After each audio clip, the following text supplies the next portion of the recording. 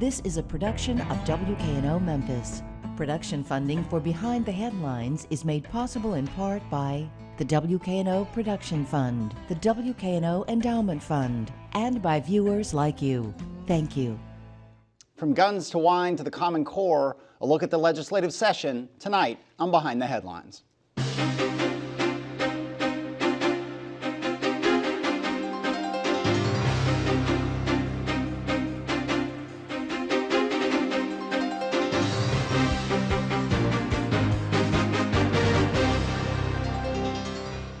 I'm Eric Barnes, publisher of the Memphis Daily News. Thanks for joining us. We're joined tonight by two representatives from the House, State House, Antonio Parkinson from Raleigh and North Memphis. Yes, Thanks for being here. Thank you for having me. And Bill Drees, senior reporter with the Memphis Daily News. And Mark White from East Memphis, Germantown, and areas. Thank you both for being here. I'll start. We're going to talk through a bunch of issues. I named some at the top. We'll talk through some of the dynamics of working, together. You're a Republican and a Democrat, and all that. But let's start just with a simple question. The session ended about a week ago, 2 weeks ago, I guess now. And I'll start with you, Antonio. You're personally, what you feel like was the biggest accomplishment you were a part of up in the legislature this year? I think the Healthy Workplace Act, which was a bill that I sponsored that would rid our workplaces of workplace bullying. It was the very last bill that passed on both the House and the Senate floor, and proud of that piece of legislation. You know, it's hard, a bill that we worked hard on, and we're excited about the direction that bill is going to take our workforce, Tennessee workforce, because about 35% of the Tennessee workforce has dealt with or been a victim of workplace bullying, and we hope that this will. So it creates a mechanism for them to forgive me for not being aware of it, but right. To take action against some sort of bullying against them. Well, it does. What it does is it isolates the actual perpetrator. Okay. So that the employer can now take action against the perpetrator, and the victim can also.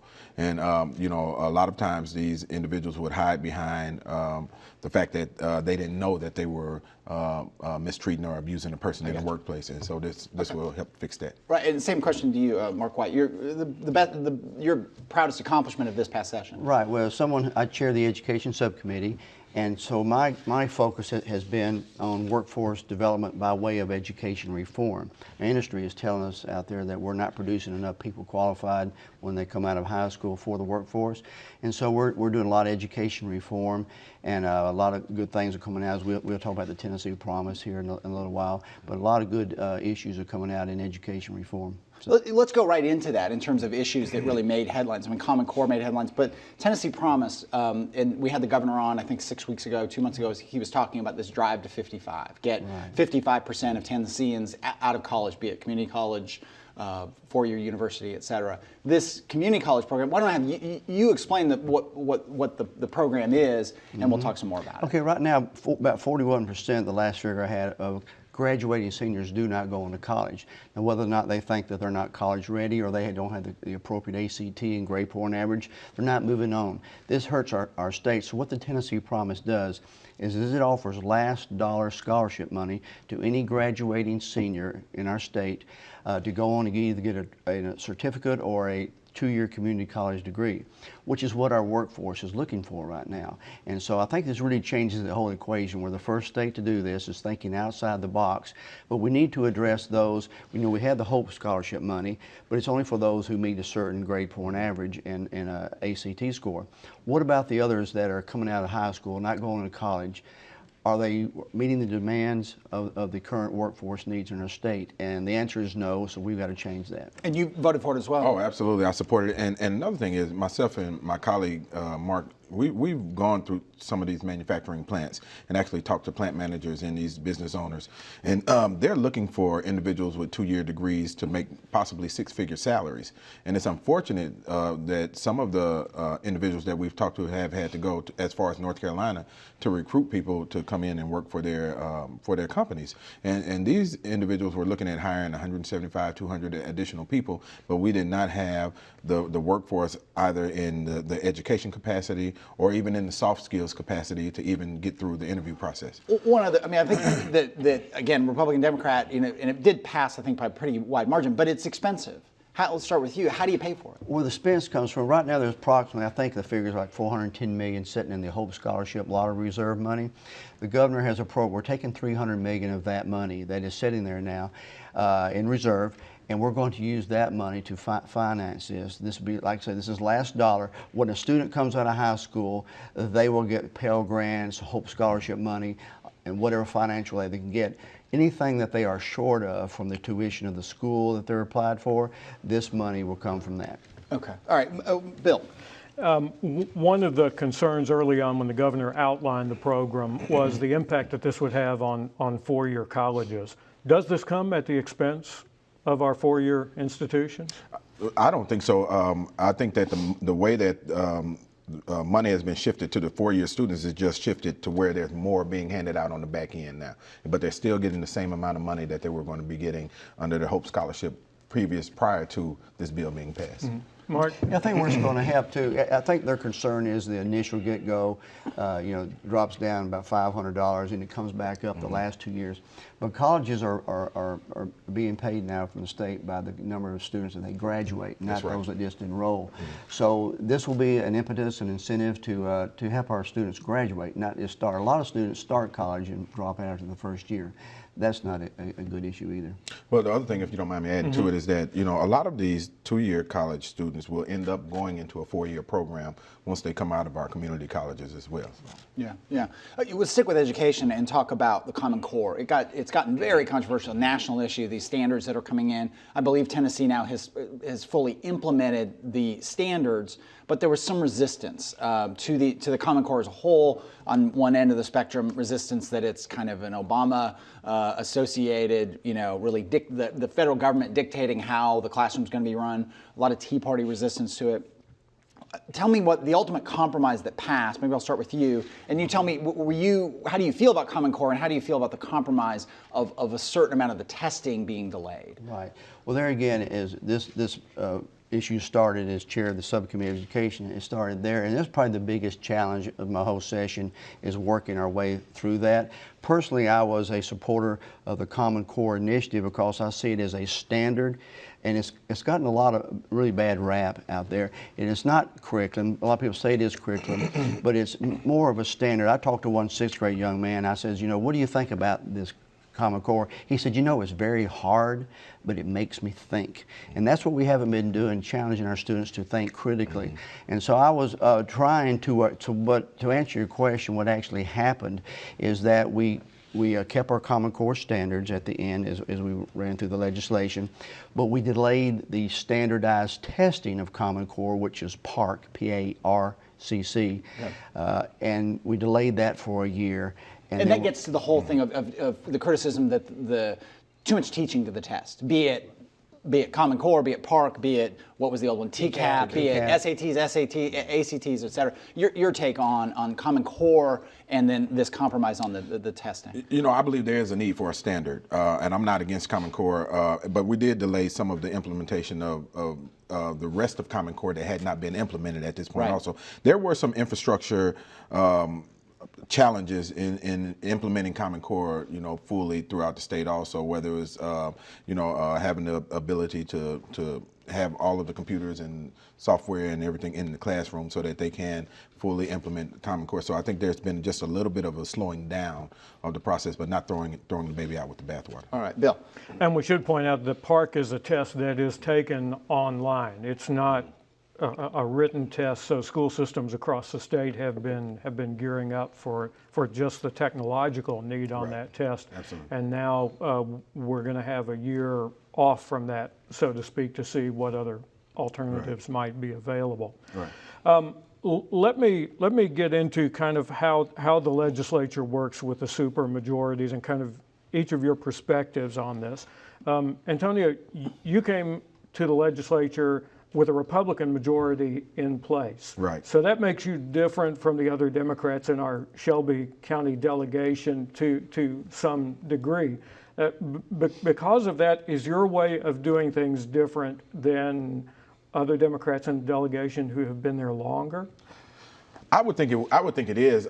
One thing I tell people ask me is, okay, you're in there and they have a majority. It has to be terrible up there, and I explain to them I don't have anything else to base it on. So this is what I see is all I know, and that's the norm for me. But I think for me to be coming into the legislature in a time like this, I think it's the best thing that could have happened to me, because I'm able to sharpen my skills and able to work across the board, across the aisle, with my colleagues, and to get legislation that's beneficial and effective for everyone involved. And I think that's important. And I think it's important that, regardless of whether, even if you have the supermajority now, that you still work across the aisle also, and make sure that we're shaping that legislation and keeping everyone in mind in regards to how it's going to affect the people of Tennessee. Yeah, and Mark White, you've got a Republican, and so from some people's point of view, anything you want, you're a Republican, you should be able to get passed. But that wasn't necessarily the experience you had? You would think. No, out of 99 House members, 71 are Republicans this past year, and that is a supermajority, anything over 66. But it's 71 members who from, Tennessee has always been to the 3 states of Tennessee. In many ways, from East Tennessee to West Tennessee, the needs and are different. And so we have a lot of, I guess you say, free thinkers. And so a lot of issues come up, and just because we're the same party, our basic values are there, but there has been a lot of challenges. We've challenged each other, probably more so than even Democrat, Republican. We've challenged each other this year, and good, bad, whatever, that's the issue. Well, and the issues we've talked about so far, you guys are in agreement on. I mean, I imagine there are ones you aren't, but I think that's somewhat notable.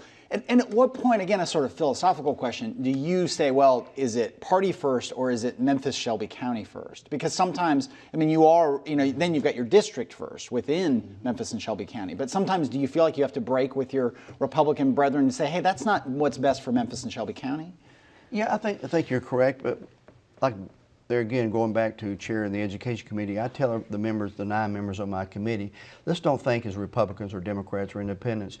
We're talking about the long-term future of our children in school. Let's do what's best for our children. So I try to make it a nonpartisan committee from that angle.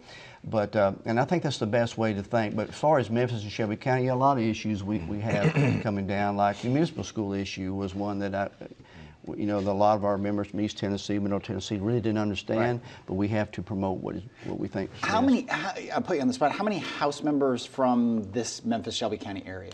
It's about, 19? Is it 18 of 14 in the House, 5 in... Okay, so the whole delegation is about 20 people up there. Okay. So a pretty big block. If you guys want to get something done, if you were willing to come together, do you see that, Antonio, that the group is willing to come together sometimes, or is it a divided group? I'm yet to see that. I'm yet to see that, and it's unfortunate that I have to be brutally honest with that. Sure. I'm yet to see us come together and move as a block for Shelby County. There appears to be some alignment with some of our delegation members, and I'm the vice chair of the delegation.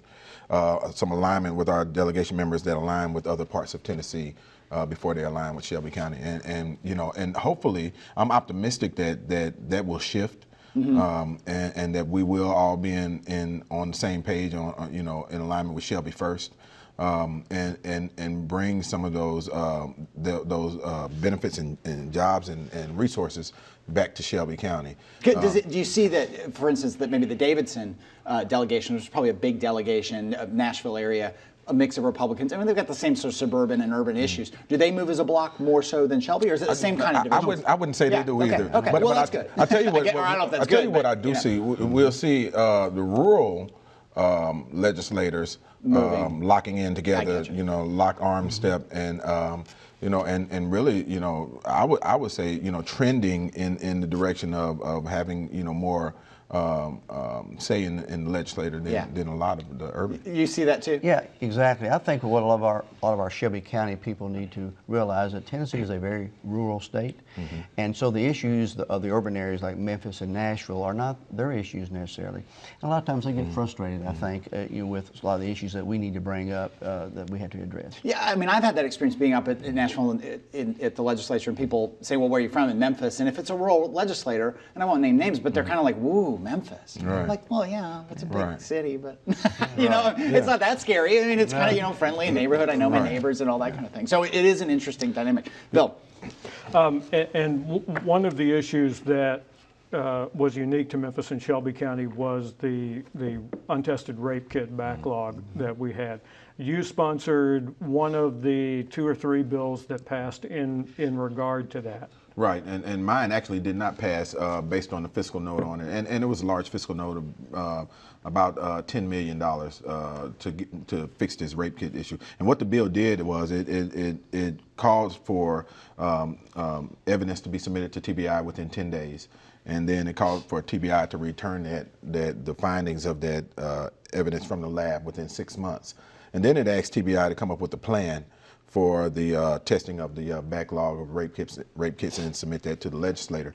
And it unfortunately it was not funded through in the budget, and so it got left on the desk. And it's honestly it's a sad state in that regard, because these 12 to 14,000 untested rape kits that are in Shelby County, and those that are not in Shelby County, because there are more, it kind of sends a statement in regards to how we feel about our victims in our state, and we have to look at this through realize and the fact that the safety of our citizens should be paramount, because the safety of our citizens has an impact on economic development in our state, has an impact on the amount of citizens that remain in our state, and the people send us up there to make sure that we protect the citizens.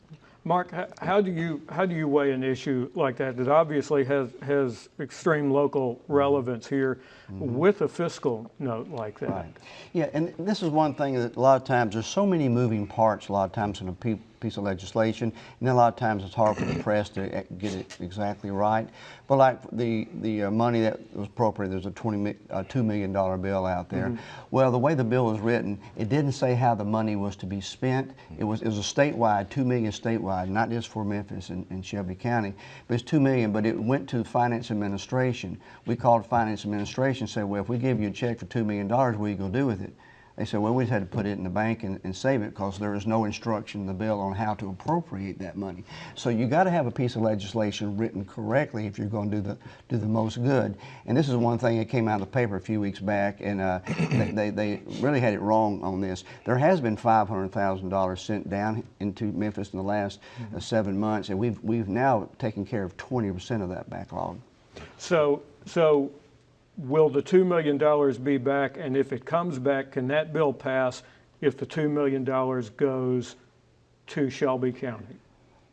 Well, the $2 million, the bill had to be written that way, of course, Volley wasn't as written for statewide. And then we want to get an inventory statewide, see what the need is. It's hard to pass something, when you talk about $2 million, when we're at $270 million budget shortfall this year, to say, Memphis, you're going to get $2 million here on this particular issue, you really have to have your legislation tightly drawn and delivered to the rest of the body. Does it also get to something we've talked about on the show, we talked about before the show, is that since the Republican supermajorities have been in place, the sessions have been very quick. They used to go as late as June and July, regularly, certainly into May. Now they're finishing in April. Is that one of those situations, Mark, where if a little more time, that legislation could have been better crafted? Possibly, yes, exactly. Yeah, we are getting out now in mid-April, which is about the earliest I think we've ever gotten out. We used to go a bit further. It does say the state about $150,000 every week that we're not in session because of the per diem that the members receive. But so we could possibly, in my opinion, slow down a little bit, and maybe there's a lot of things that hit us in the last 2 and 3 weeks that with the dozens or hundreds of bills that are coming before, it's just tough to... Yeah, and if people have ever watched it, KNO shows, streams it, and if you ever get up there, you guys are going through a lot of bills really quickly. We talked before the show, you have concerns about this. Yeah, and let's think about this for a second. Now, here we're talking about a fast-paced legislative session that we're trying to get out of, and we're talking about $2 million to test rape kits that we couldn't get passed because we didn't have time to amend the bill to say how this money is going to be spent.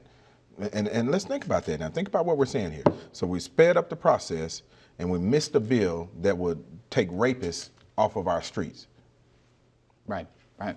Well, let's go to another bill that an amendment that came up at the last minute that gets into the wine and grocery store bill. Where did you both vote on wine and the grocery store bill? I guess we start there. I did vote at the end for the compromise and voted for it. Yeah, I support You wine and did, grocery. but it has come out that there was an amendment that was put in. I believe is it Curry Todd from Germantown that put. Bill, you describe it, but the bigger question is not so much the nuance of that, but is that another example of things going too fast in the It's an legislature? amendment that deals with when restaurants that serve liquor pay for the liquor. They have to pay for it up front. And some of the restaurant owners and the Memphis Restaurant Association are just now discovering that particular amendment, and they're not very happy about it, and we're hearing about it in the press, and the legislators are starting to hear about it. So, Mark, what do you think is going to happen with the amendment on Right. this? This is one of those issues that I think we're moving a little bit too fast at the end. It was put on without really good proper explanation. I went back and checked with my assistant, and I believe I voted against the bill. But as a supporter of small business and restaurant association, this will hurt them. You know, pay CODs to the 10-day current payment schedule. So I'm in the process of talking to the administration about that amendment. Is there time still? Because the wine and grocery store, just the logistics on that bill, the referendums, every county gets to have its own referendum, whether they want to allow wine and grocery stores, right?